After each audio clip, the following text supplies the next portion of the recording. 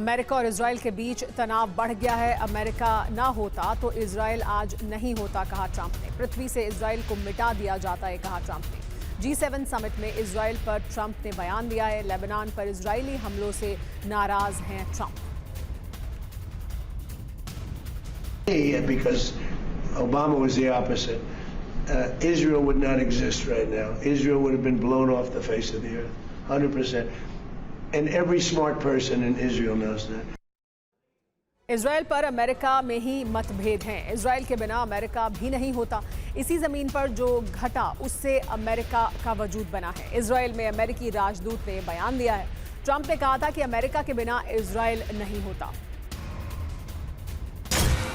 Lebanon के राष्ट्रपति को ईरान से फोन भी आया है। ईरानी विदेश मंत्री ने राष्ट्रपति जोसेफ से बात की है। ईरान से आए संदेश को लेकर जानकारी नहीं आई है। इस वक्त की बड़ी खबर, नेतन्याहू से MOU ड्राफ्ट छिपाया गया, ये जानकारी सामने आ रही है। इजराइल को नहीं बताई गई MOU की शर्तें।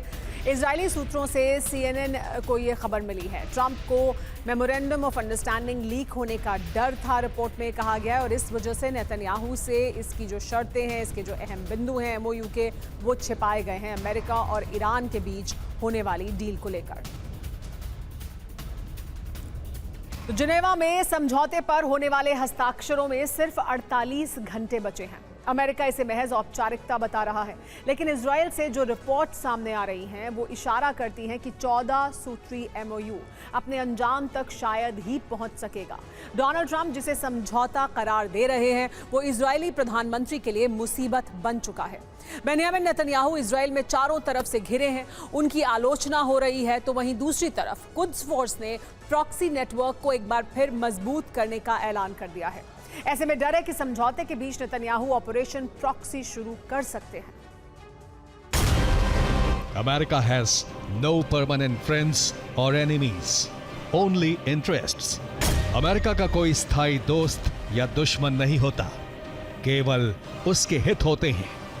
हेनरी किसिंजर, पूर्व विदेश मंत्री, अमेरिका। एक और बड़ी खबर यह आ रही है कि ट्रंप ने बेरूत पर हमलों की निंदा की है। ट्रंप ने नेतन्याहू को चेतावनी भी दी है। ये कहा है कि सीरिया और हिजबुल्लाह को संभाल लेगा, सीरिया हिजबुल्लाह को संभाल लेगा। इसमें नेतन्याहू को या इजराइल को दखल देने की जरूरत नहीं है। ट्रंप ने सीरिया के राष्ट्रपति की भी तारीफ की है। नेतन्याहू के वकीलों ने अदालत से अनुरोध किया था कि अगले दिन होने वाली सुनवाई के समय को करीब 3 घंटे कम कर दिया जाए और कोर्ट की कार्यवाही दोपहर 1 बजे ही समाप्त कर दी जाए। उन्होंने दलील दी कि उन्हें सरकार की एक बेहद जरूरी बैठक में शामिल होना है। जजों ने इस अनुरोध को सिरे से खारिज कर दिया।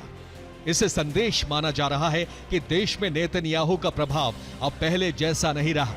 IRGC कुद्स फोर्स के कमांडर इस्माइल कानी ने कहा है, सभी संगठनों ने अपनी ताकत का बेहतरीन प्रदर्शन किया है। युद्ध में हिजबुल्लाह ने भी जबरदस्त शक्ति का ट्रेलर दिया। अब हमास का पुनर्निर्माण किया जाएगा।